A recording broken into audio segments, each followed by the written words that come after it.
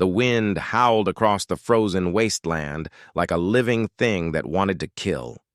Marcus Chen pulled his thin jacket tighter around his shoulders and watched the other students prepare for what everyone called the death test.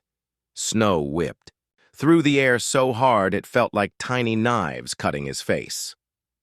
The Galactic Survival Academy had many tests, but the Arctic hunting simulation was different. It was the test that broke dreams and sent students home crying to their parents. Out of every 100 students who tried it, only 3 ever finished. Most quit in the first 6 hours when the cold started eating through their bones. Marcus stood at the edge of the group and watched aliens he had only read about in books. There was Zix, a Zorathian whose blue skin never seemed to feel cold. His people lived on ice planets where the temperature never got above freezing. Zix wore a suit that glowed with heat patterns, and steam rose from vents along his arms and legs. Next to him stood Carol, a Kepleran who looked like a walking tree made of metal and crystal. Her people adapted to any environment by changing their body chemistry. Marcus could see her skin shifting color as she adjusted to the cold. Tiny. Crystals grew along her arms, each one designed to trap and hold heat. The Nexari student, designation XJ7, did not even look alive anymore. Half machine and half flesh, it had replaced most of its body with technology. Its eyes glowed red as they scanned the frozen landscape, recording temperature data and wind patterns.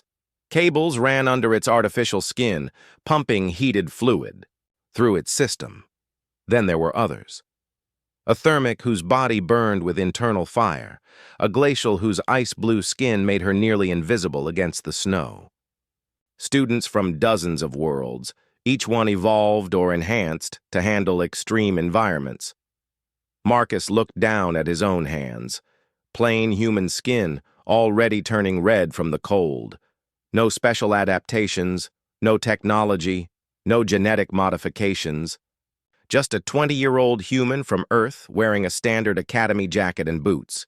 Instructor Vorth, a massive Bruthan with thick gray skin, stood before the group. His voice boomed across the wind.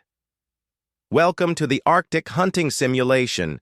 For the next 72 hours, you will face conditions that have killed real explorers on real worlds. The temperature will drop to -80 degrees. Predators will hunt you. The environment will try to kill you every minute of every hour. The instructor's yellow eyes swept across the students. When they landed on Marcus, they paused for just a moment. Marcus saw something in that look. Not respect, not concern, just mild confusion, like someone wondering why a bug had wandered into their house. The rules are simple. Vorth continued. Survive for 72 hours. You may hunt for food. You may build shelter. You may defend yourself. But remember, this is not just a survival test. You are being graded on how well you adapt, how efficiently you use resources, and how you handle unexpected challenges. A holographic display appeared in the air, showing a map of the simulation area. It was huge, maybe 20 kilometers across. Mountains rose on one side, covered in ice and snow. A frozen forest filled the center, with trees that looked like black spears against the white ground. On the far side, steam rose from what looked like hot springs, but Marcus could see warning, symbols marking the area as extremely dangerous. You will be released at different starting points, Vorth said. Some of you will start together, others will begin alone. The simulation will track your vital signs, but rescue will only come if you are about to die. Failure means leaving the academy. Success means joining the elite ranks of galactic explorers. The instructor looked directly at Marcus again. Some of you are not expected to last 6 hours.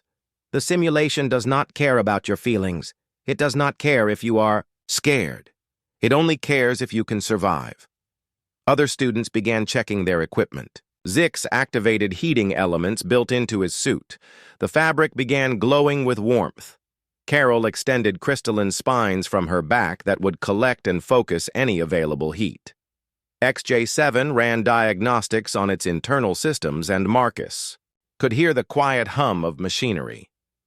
Marcus opened his own pack. Inside, he found basic survival gear that any academy student received: a knife, a fire starter, some rope, a small emergency shelter that looked like a metallic blanket, some energy bars, a water purification tablet, nothing special, nothing that gave him any advantage over the frozen hell they were about to enter. Pathetic, someone muttered, behind him. Marcus turned to see Drex, a Vorthon student whose people came from a world of constant storms. Drex had modified his body with implants that could generate electrical heat. The human will not last one night. Why do they even allow primitives in this academy? Several other students laughed.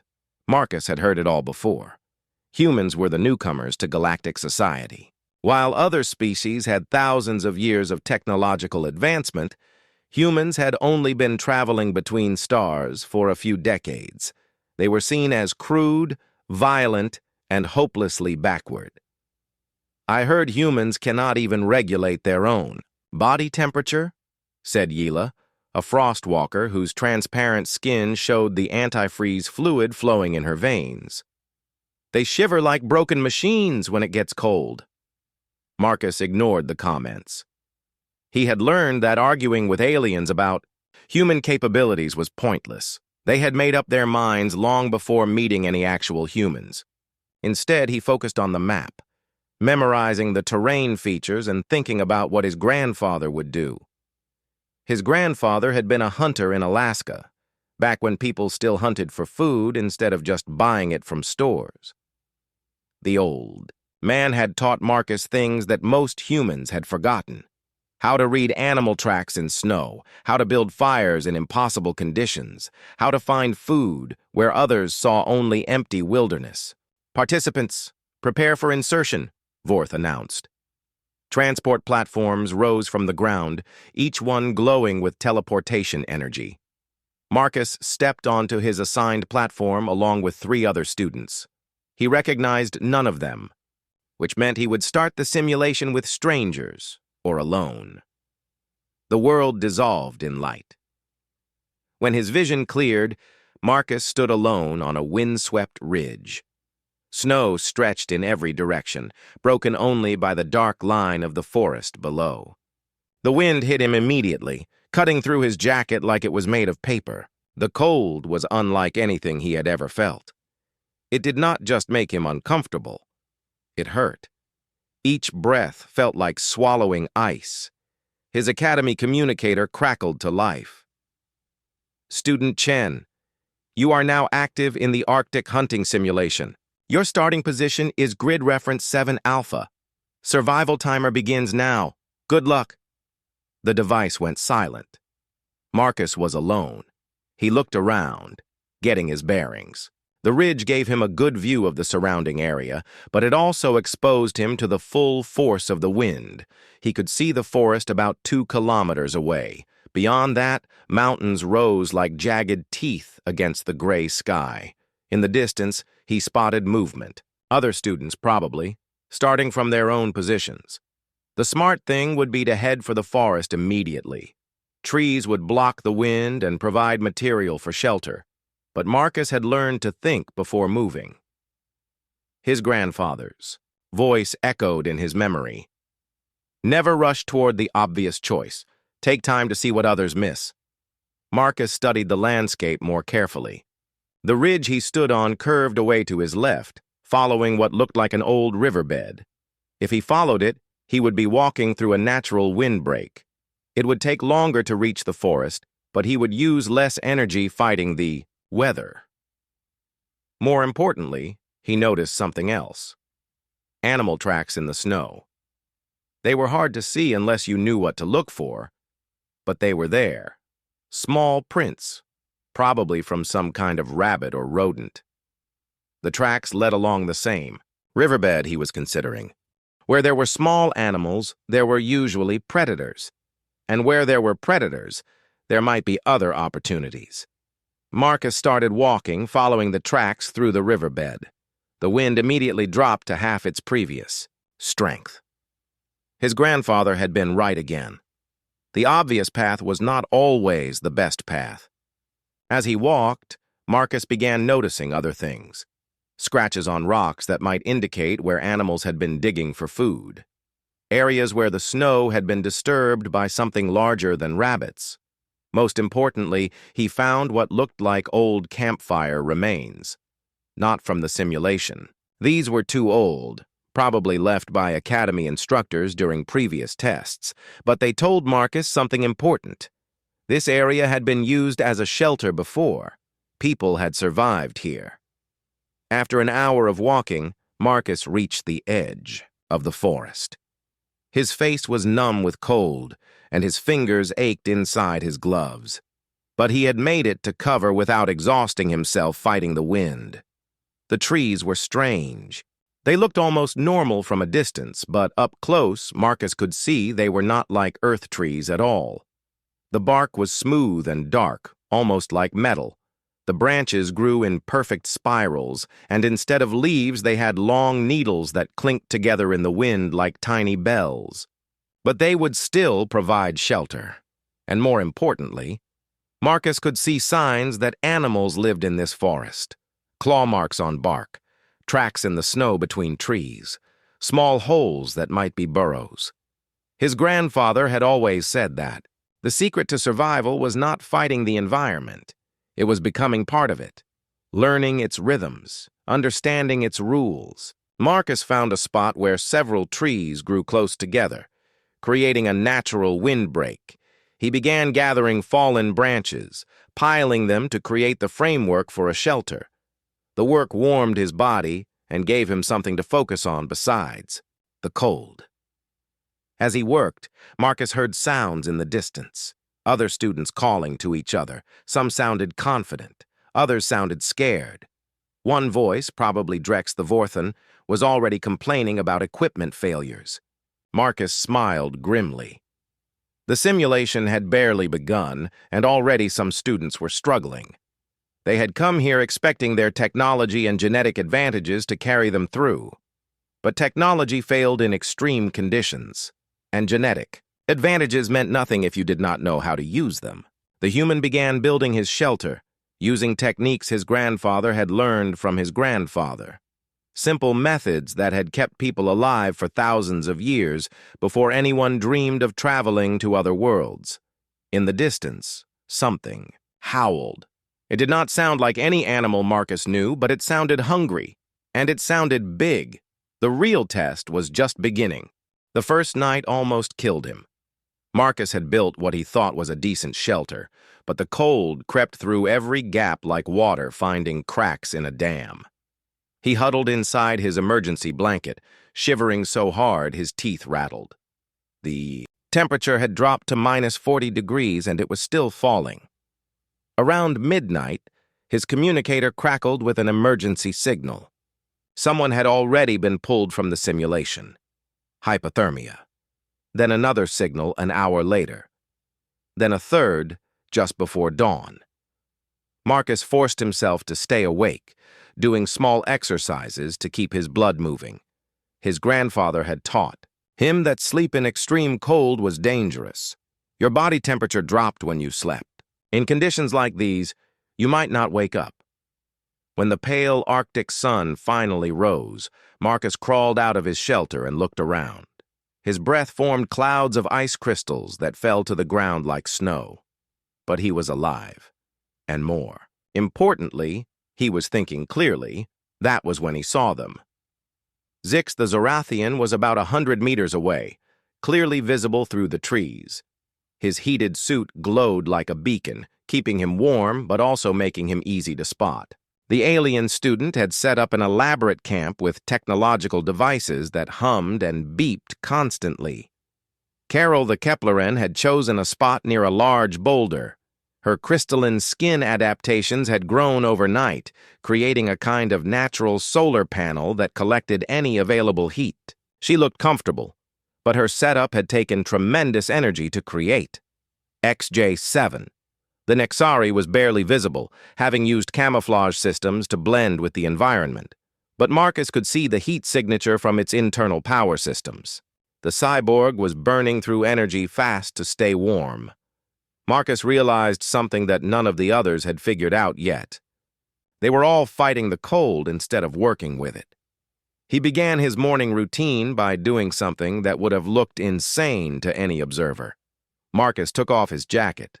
The cold hit him like a physical blow, but he forced himself to stay calm. He had learned this technique during a winter survival course on Earth. For 30 seconds, he let his body experience the full cold. Then he put the jacket back on. The difference was amazing. His body, shocked by the extreme cold, began producing heat more efficiently. His circulation improved. His mind became sharper. It was a technique humans had developed over thousands of years of living in harsh climates. Other species had evolved to handle cold by avoiding it or adapting to it permanently. Humans had learned to shock their systems into peak performance. Marcus began his second day by examining the tracks he had found yesterday. In daylight, he could see much more detail. The small animal prints belonged to something like a rabbit, but with 6 legs instead of 4. The larger tracks were more interesting.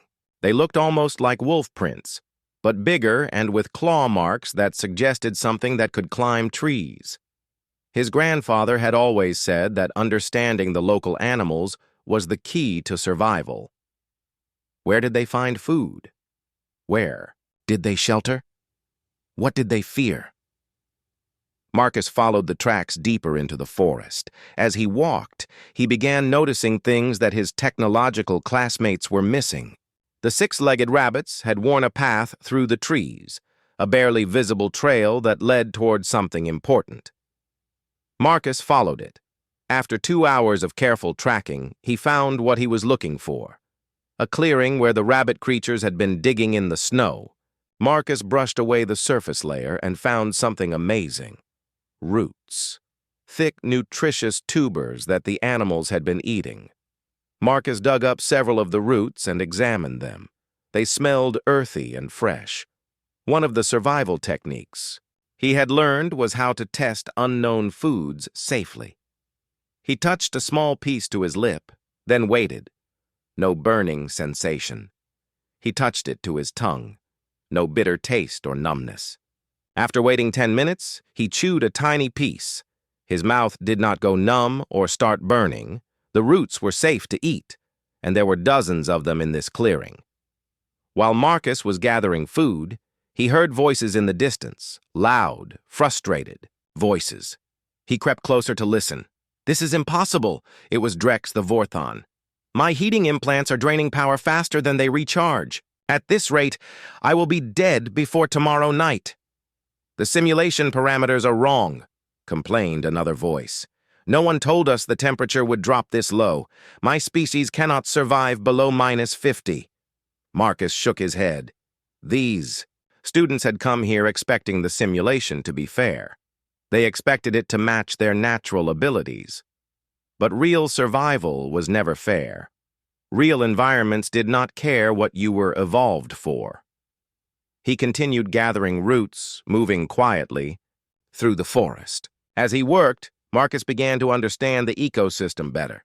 The 6-legged rabbits were everywhere, but they were prey animals. That meant predators, and predators meant opportunity. His grandfather had been a trapper as well as a hunter. He had taught Marcus that the secret was not to compete with predators, but to follow them. Predators knew where the prey was. They knew the best routes through difficult terrain. They knew where to find water. Marcus found what he was looking for just before noon. Claw marks on a tree, about 3 meters up. Fresh ones. Something big had marked its territory here, and territorial animals usually had dens nearby. He followed the signs, moving as quietly as possible. The tracks led to a rocky outcropping where several large boulders had fallen together, creating natural caves. Marcus could smell something wild and musky.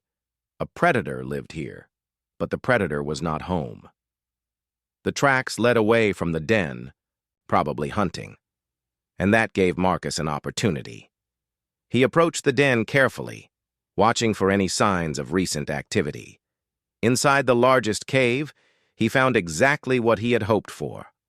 Bones from recent kills, scraps of meat that had been frozen solid, and most importantly, a pile of soft materials the predator had gathered for bedding. Marcus took some of the frozen meat scraps. In this cold, they would stay fresh for days. But more importantly, he studied how the predator had arranged its and the cave opened to the south, catching maximum sunlight. The entrance was small, making it easy to defend. The sleeping area was in the deepest part, where body heat would be trapped most efficiently. The predator had solved all the same problems Marcus was facing, and it had done so using nothing but natural materials and instinct.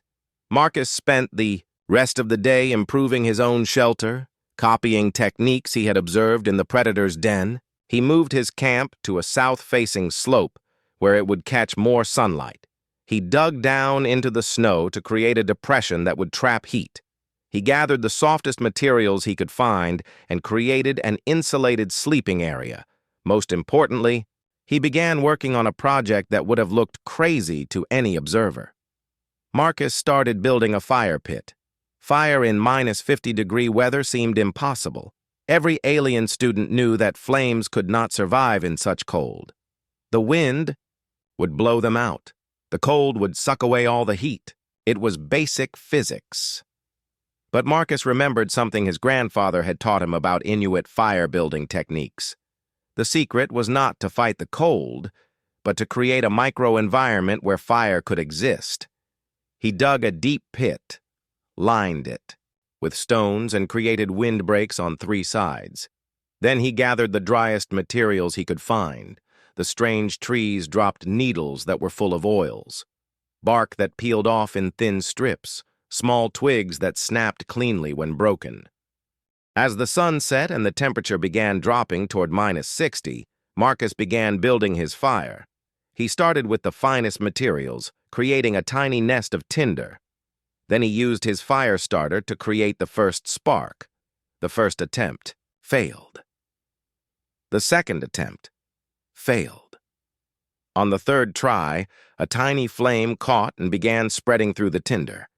Marcus fed it carefully, adding progressively larger pieces of fuel. The fire grew slowly, fighting against the cold and wind. But it grew. Within an hour, Marcus had a real fire burning in his pit. The flames were small, but they produced enough heat to warm his hands and face. More importantly, they allowed him to cook the meat he had scavenged from the predator's den. The smell of cooking food drew attention. Marcus could see lights moving through the forest as other students investigated. Some came close enough to see his fire, then stood staring in amazement. "How is that possible?" whispered Yila the Frost Walker, from the edge of the clearing. "Fire cannot burn in these temperatures." Marcus did not answer. He was busy cooking his dinner and preparing for the second night. Let the others figure out their own problems. As darkness fell completely, Marcus settled into his improved shelter with a full belly and a small fire to provide warmth. Around him, he could hear other students struggling. Someone was crying. Someone else was cursing their equipment. Emergency signals continued to crackle over the communicator as more students were pulled from the simulation. But Marcus was warm. He was fed. And he was beginning to understand something important about this test. It was not about having the best technology or the most advanced adaptations. It was about understanding the environment and working with it instead of against it. His grandfather's voice echoed in his memory. "Nature does not care how smart you think you are, but if you watch and listen, it will teach you everything you need to know." In the distance, something howled again, closer this time, and hungrier. Marcus smiled and added another stick to his fire. Let it come. He was ready. On the second morning, Marcus woke to the sound of screaming. It was high-pitched and terrified, echoing through the forest like the cry of a wounded animal. Marcus grabbed his knife and crept to the edge of his camp. Through the trees, he could see flashing lights, and hear the hum of emergency transport systems. Another student had been eliminated. That made 7 in less than 2 days. But something was different about this elimination. The screaming had not sounded like someone dying from cold or exhaustion. It had sounded like someone being attacked. Marcus checked his communicator for updates. The device crackled with static, then delivered a message that made his blood run cold. Attention all participants. The simulation has entered Phase 2. Apex Predator has been released ahead of schedule due to faster-than-expected participant elimination rate. Exercise extreme caution. Repeat, Apex Predator is now active in the simulation area. Marcus felt his stomach drop. He had read about the Apex Predator in the Academy files. It was designed to be the ultimate test of survival skills. A creature, engineered to hunt down and eliminate anyone who had survived the environmental challenges. Most simulations waited until at least half the participants had been eliminated naturally before releasing it. But with 7 students already gone, the simulation computer had decided to accelerate the timeline. Marcus packed his gear quickly and began moving. Staying in one place too long was now deadly. The Apex Predator would follow heat signatures, sound, and scent trails. His fire, which had been an advantage during the cold night, was now a beacon, drawing a killer straight to him. As he moved through the forest, Marcus began seeing signs of panic among the remaining students.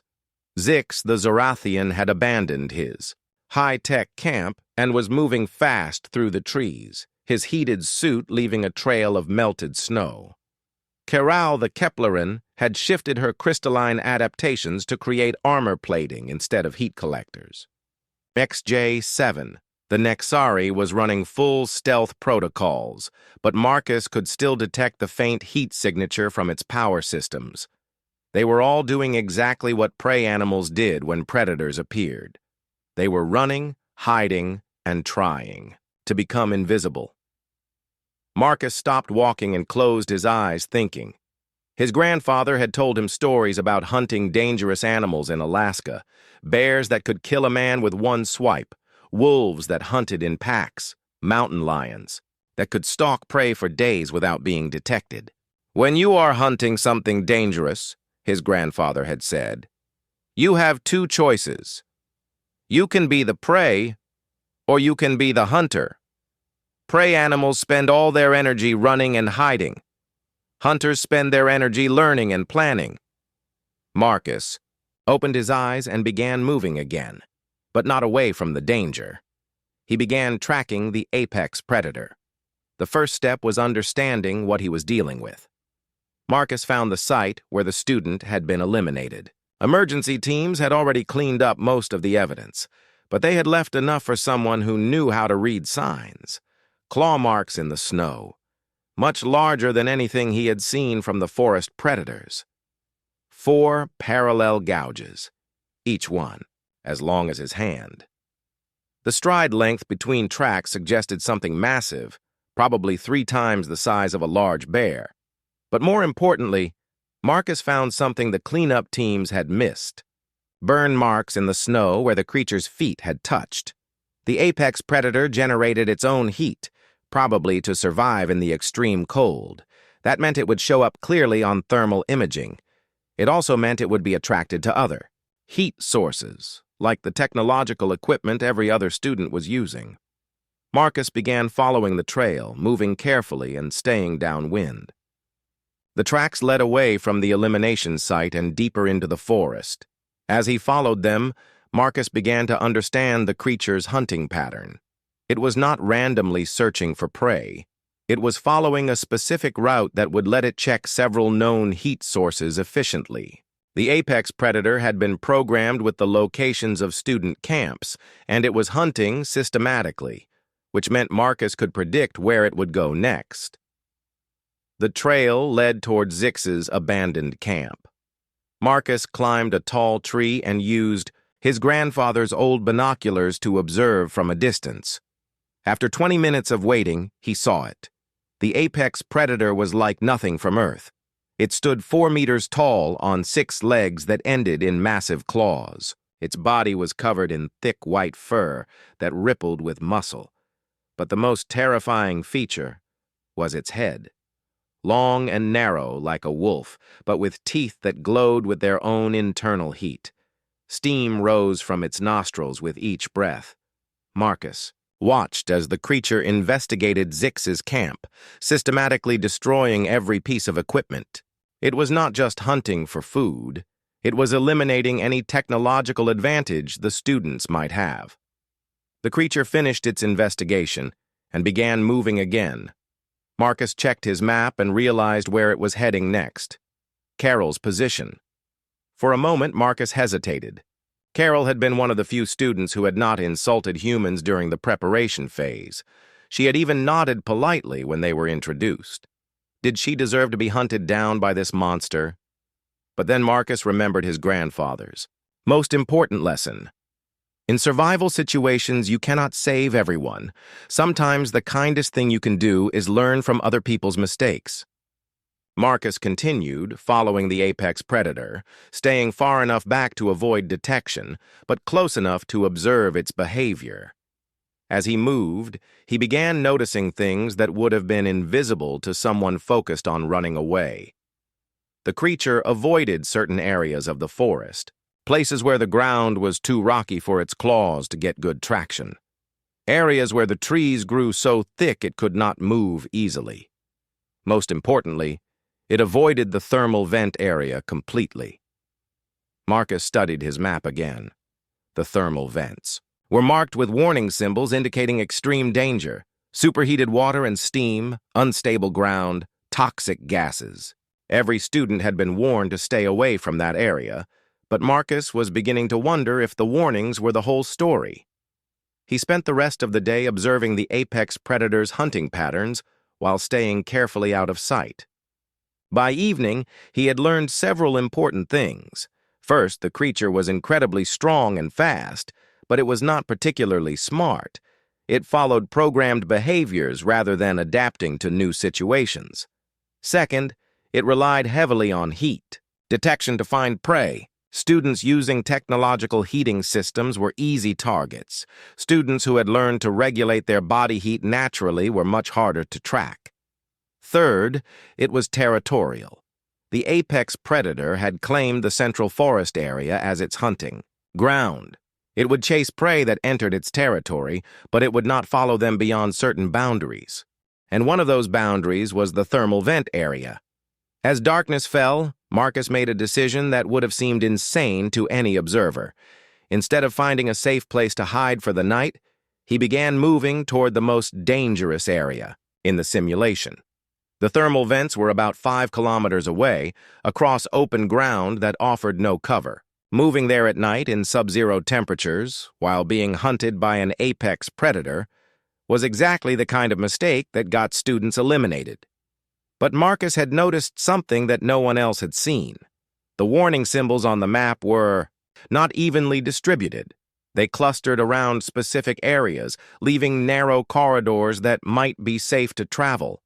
More importantly, Marcus had realized something about the nature of the test itself.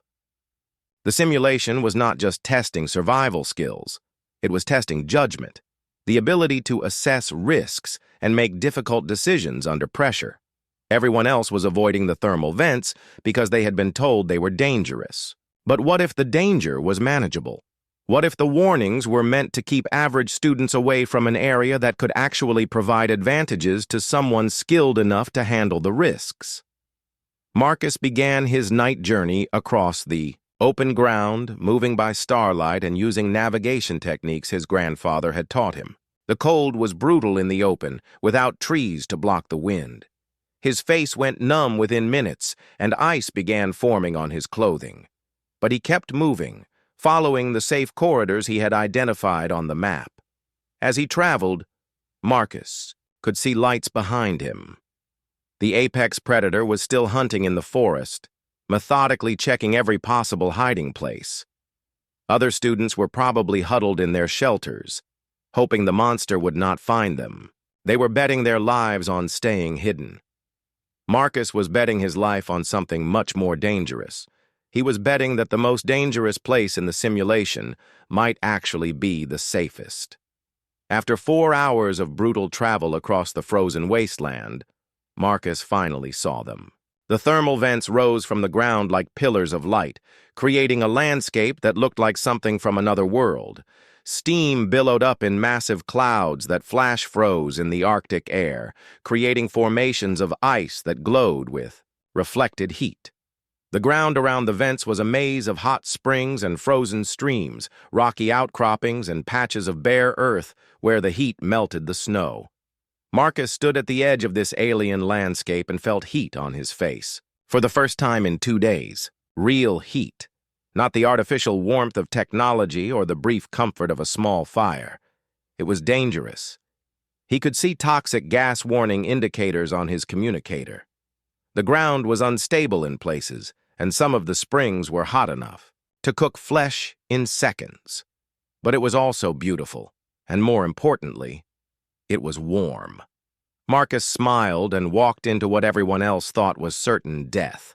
Behind him, the apex predator howled in the distance, still hunting in the cold forest. Let it hunt. Marcus had found something better than a hiding place. He had found a weapon. The thermal vent area was like stepping into a different world. Steam rose from dozens of openings in the ground, creating pillars of vapor that twisted and danced in the Arctic wind. The air itself seemed alive, shifting between scalding heat and bitter cold depending on where you stood. Marcus moved carefully through this maze of fire and ice, testing each step before putting his full weight down. The ground changed without warning. One moment he was walking on solid rock, the next he was stepping over a pool of water so hot it glowed. But for the first time in 3 days, Marcus was warm. Not just comfortable, but actually warm. Steam from the vents had melted the ice in his hair and clothes. His face, which had been numb with cold for hours, began to tingle as circulation returned. Most importantly, his mind began working clearly again. Extreme cold made thinking difficult, even for someone trained to handle it. In the warmth of the thermal area, Marcus could plan instead of just react. He found a relatively stable area near 3 large vents and began setting up camp. The location was perfect. Heat from the vents would keep him warm without any need for fire or technology. Steam would hide his heat signature from the apex predator's sensors, and the unstable ground meant nothing could approach without making noise. As Marcus worked, he began to understand why this area had warning symbols all over the map. It was genuinely dangerous. Toxic gases rose from some vents, forcing him to move quickly through certain areas. Scalding water bubbled up through cracks in the rock with no warning. The ground shifted and crumbled in places, opening new hot springs or closing old ones. But danger was not the same thing as impossibility. It just required different skills. Marcus spent his first day in the thermal area learning the rules of this strange environment. Which vents produced clean steam and which ones released toxic gases. Where the ground was stable and where it might collapse.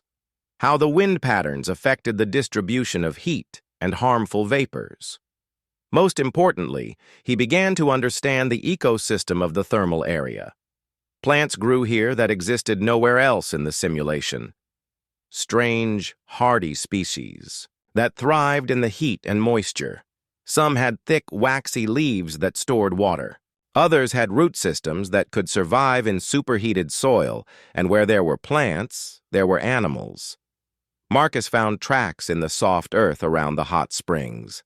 Small creatures that looked like a cross between lizards and mammals.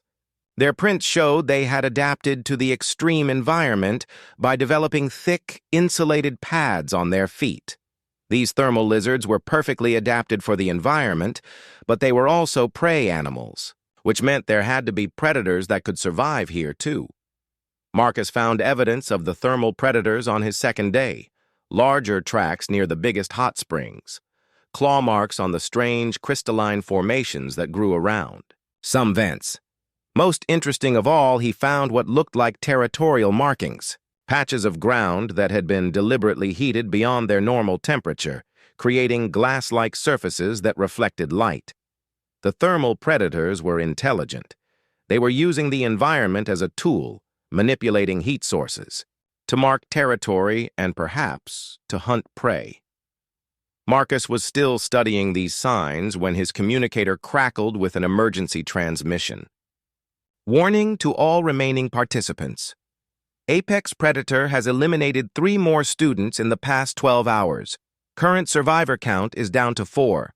Repeat, only 4 students remain active in the simulation.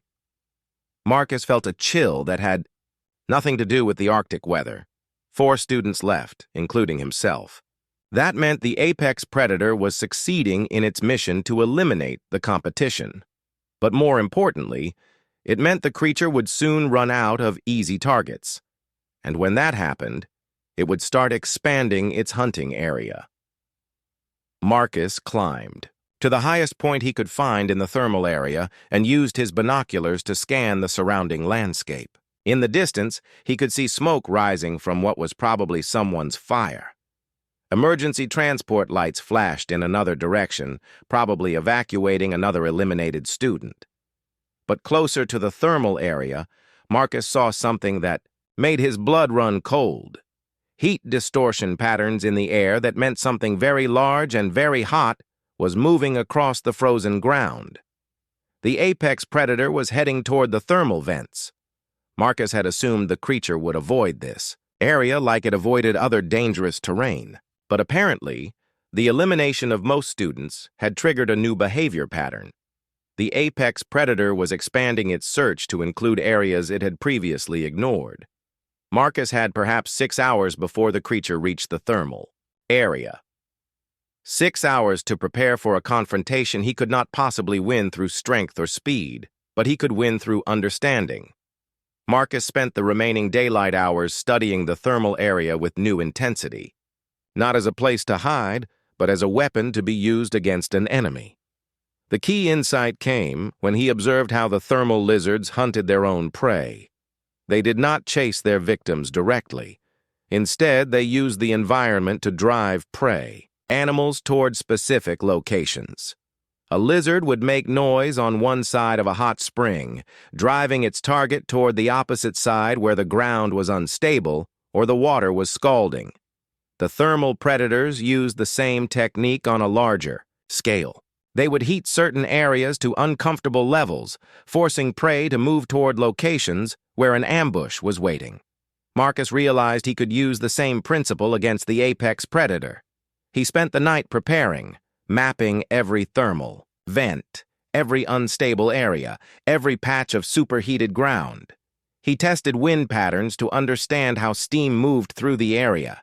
Most importantly, he identified several locations where the ground looked solid but was actually suspended over pools of boiling water. As dawn broke on his 4th day in the simulation, Marcus heard it. A howl echoing across the frozen landscape, much closer than before. The apex predator had arrived at the edge of the thermal area. Marcus took position on a rocky outcropping that gave him a view of the creature's approach. Through his binoculars, he watched as the massive predator reached the first thermal vents and stopped. The creature was clearly confused by the new environment. Its heat-sensing abilities, so effective in the cold forest, were overwhelmed by the thermal emissions from dozens of vents. Steam clouds blocked its vision. The unstable ground made its usual hunting patterns impossible. But the apex predator was programmed to be persistent. After circling the area for an hour, it began moving into the thermal maze, following what looked like the most stable path. Marcus had expected this. It was the same path he would have chosen when he first arrived. The route that looked safest. From a distance, Marcus began implementing his plan. Using techniques he had learned from watching the thermal predators, he started manipulating the environment. He dropped rocks into certain hot springs, creating steam geysers that would drive the apex predator away from some areas.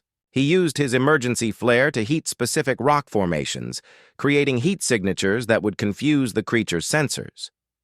Most importantly, Marcus began making noise. Not random noise, but calculated sounds designed to drive the apex predator toward a specific location. The creature took the bait. Following the apparent heat signatures and reacting to the directional sounds, it began moving along the exact path Marcus had planned.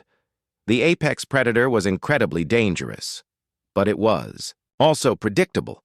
It followed its programming using the same hunting strategies that worked in normal environments. It had not been designed to adapt to an environment where the rules of survival were completely different. Marcus led the creature deeper into the thermal area, always staying just out of sight, but close enough to guide its movements. The apex predator followed the false trail he was creating, growing more frustrated as its normal hunting methods failed to work. Finally, Marcus led it to the location he had chosen for the final confrontation, a circular area surrounded by thermal vents, with what looked like solid ground in the center. From a distance, it appeared to be the perfect place for a predator to corner its prey. But Marcus had tested this area carefully. The solid-looking ground was actually a thin crust over a pool of superheated water. It would support the weight of a human for a few seconds, but something as massive as the apex predator would break through immediately. Marcus stepped into the center of the circular area and waited. The apex predator appeared at the edge, steam rising from its fur as it encountered the intense heat from the surrounding vents. For a moment, the two stared at each other across the thermal haze, the massive creature with its glowing teeth and steaming breath, the small human with nothing but his grandfather's lessons and a plan that depended on perfect timing. Then the apex predator charged. Marcus waited until the creature was committed to its attack, all 6 legs driving it forward at maximum speed. Then he dove sideways, rolling toward one of the thermal vents as the apex predator crashed through the false ground. The creature's howl of surprise and pain echoed across the thermal area as it plunged into the superheated pool. Steam exploded upward in a massive cloud as the coldest thing in the simulation met water hot enough to melt metal. Marcus rolled to his feet and ran, not looking back. Behind him, emergency transport systems were already activating, pulling the apex predator from the thermal pool before it could be seriously damaged. The simulation had rules about permanent harm to the test creatures. The apex predator would be treated and probably repaired for future use. But it had been defeated. For the first time in the history of the Arctic hunting simulation, a student had eliminated the apex predator instead of being eliminated by it. Marcus found a safe spot among the thermal vents and sat down, breathing heavily from adrenaline and relief. His communicator crackled with an incoming message. "Student Chen, apex predator has been neutralized. You are now the only remaining active participant in the simulation. Please stand by for final evaluation." Marcus looked around at the alien landscape of steam and ice, heat and cold, danger and opportunity. He had walked into the flames and emerged victorious, just like his grandfather would have done. The transport beam that pulled Marcus from the simulation felt strange after 4 days in the thermal area. One moment he was surrounded by steam and heat. The next, he stood in the sterile white chamber of the Academy's medical facility. Dr. Helm, the Academy's chief medical officer, ran her scanner over Marcus from head to toe. Her expression showed surprise as she read the results. "Remarkable," she muttered, checking the scanner twice.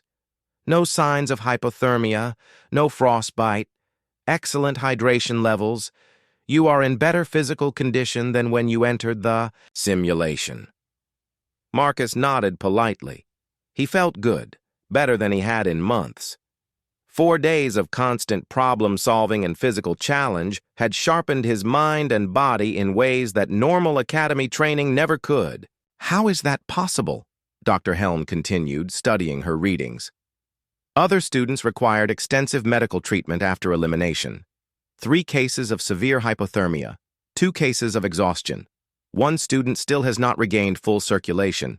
In his extremities. "I stayed warm," Marcus said simply. Dr. Helm stared at him like he had just claimed he could fly. "Student Chen, The average temperature in the simulation was minus 65 degrees. Staying warm should have been impossible without advanced technology. Marcus shrugged. My grandfather taught me some techniques. Before Dr. Helm could ask more questions, the chamber door opened and Instructor Vorth entered. The massive Bruthan looked even more intimidating than usual, his yellow eyes fixed on Marcus with an expression that was hard to read. Student Chen, Vorth rumbled, you will report to Conference Room Alpha immediately. The evaluation board is waiting. Marcus followed the instructor through corridors he had never seen before. They passed offices with windows that showed academy, staff working at computers covered with data displays. On several screens, Marcus could see recordings from the simulation, video feeds of students struggling with the cold, thermal images of failed shelter attempts, graphs showing elimination statistics. Conference Room Alpha was larger than Marcus had expected, with a curved table that could seat 20 people.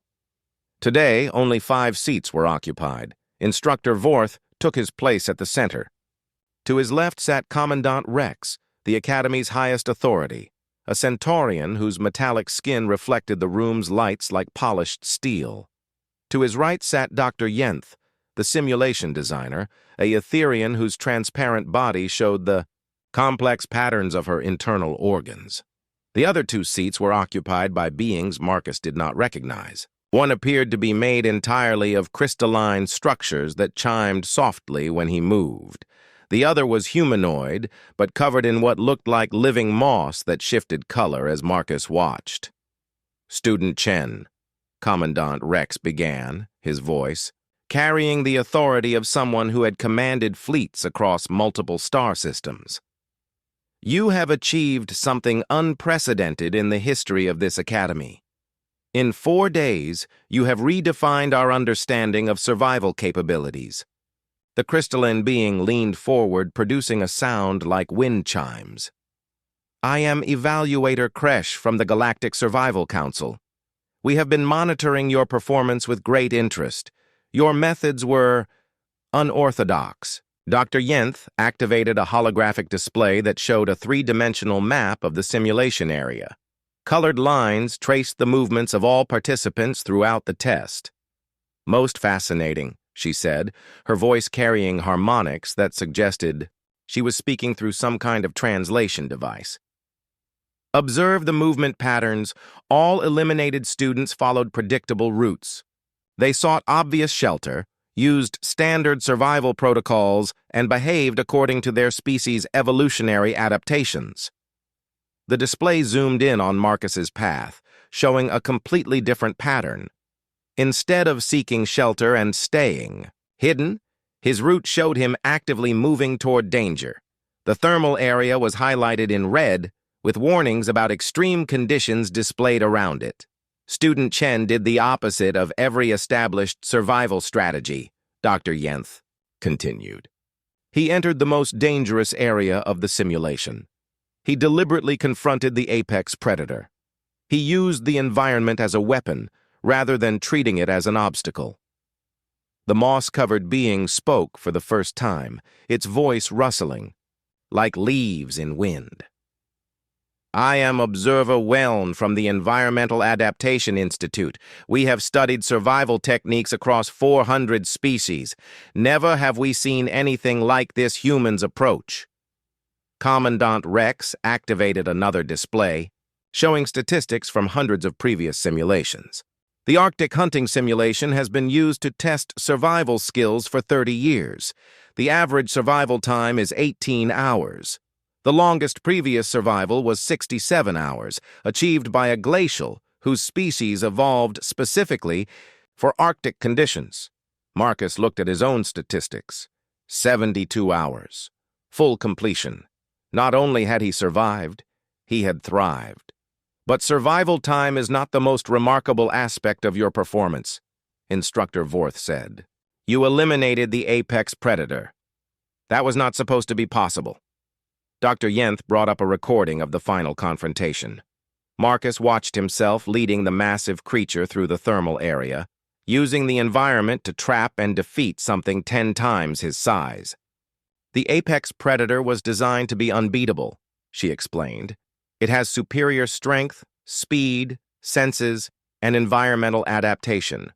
Previous students who encountered it survived an average of 4 minutes before elimination. You fought it for 3 hours, Evaluator Kresh observed, and won. Marcus had been quiet throughout the presentation, but now he felt compelled to speak. I did not fight it. Fighting would have been stupid. I used the environment to defeat it. Explain, Commandant Rex commanded. Marcus thought about how to put his grandfather's lessons into words that aliens could understand. Other species evolved to handle specific environments. Humans evolved to handle any environment. We do not have thick fur for cold or special organs for heat. We have flexible thinking. Flexible thinking, Observer Weln repeated thoughtfully. You mean adaptability? More than adaptability, Marcus said. Humans learn from everything around them. We watch animals and copy their techniques. We study environments and find new ways to use them. We take ideas from one situation and apply them to completely different situations. He gestured toward the holographic display. The thermal area was marked as dangerous because it could kill someone who did not understand it. But danger is not the same thing as useless. I studied how the local predators used heat as a tool. Then I used the same techniques against the apex predator. Evaluator Kresh chimed softly. Remarkable. You treated the simulation not as a test to be passed, but as a puzzle to be solved. Every environment is a puzzle, Marcus agreed. You just have to learn the rules. Dr. Yenth was furiously taking notes, her internal organs pulsing with what Marcus assumed was excitement. This explains the anomalous readings we detected throughout your simulation. You were not just surviving, you were experimenting, learning, improving. Commandant Rex leaned back in his chair, studying Marcus with new interest. Student Chen, you have forced us to reconsider our understanding of survival capabilities. Your techniques were primitive by galactic standards, but they were also more effective than any advanced technology deployed by other students. They are not primitive, Marcus said quietly. They are proven.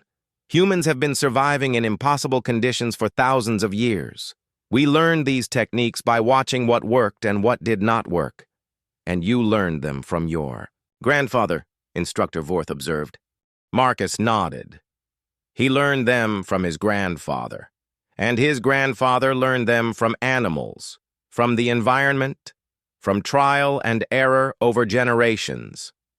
Observer Weln's moss shifted to a deeper green color. Fascinating. While other species developed biological adaptations for specific environments, humans developed cultural adaptations that could be applied to any environment. Exactly, Marcus said. Fire works on any world that has fuel and oxygen. Tracking works wherever animals leave signs. Understanding predator behavior works regardless of what the predator looks like. Evaluator Kresh produced a complex harmonic sound that Marcus assumed was laughter. You have turned our assumptions upside down, Student Chen. We thought humans were disadvantaged by their lack of specialized adaptations. Instead, you have shown that general adaptability is more powerful than any specific advantage. Commandant Rex stood, indicating the formal evaluation was concluding. Student Chen, you have not only passed the Arctic hunting simulation, you have revolutionized it. Your performance will be studied by survival instructors across the galaxy. More than that, Dr. Yenth added, your techniques will be incorporated into our training programs.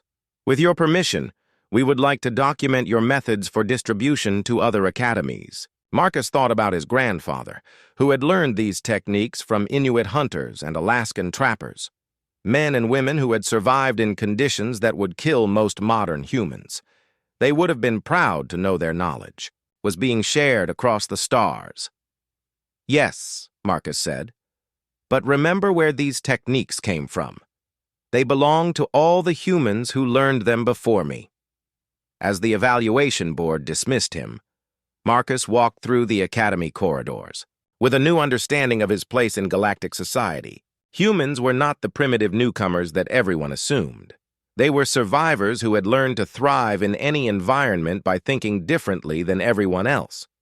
The next day, Marcus received notification of his new assignment.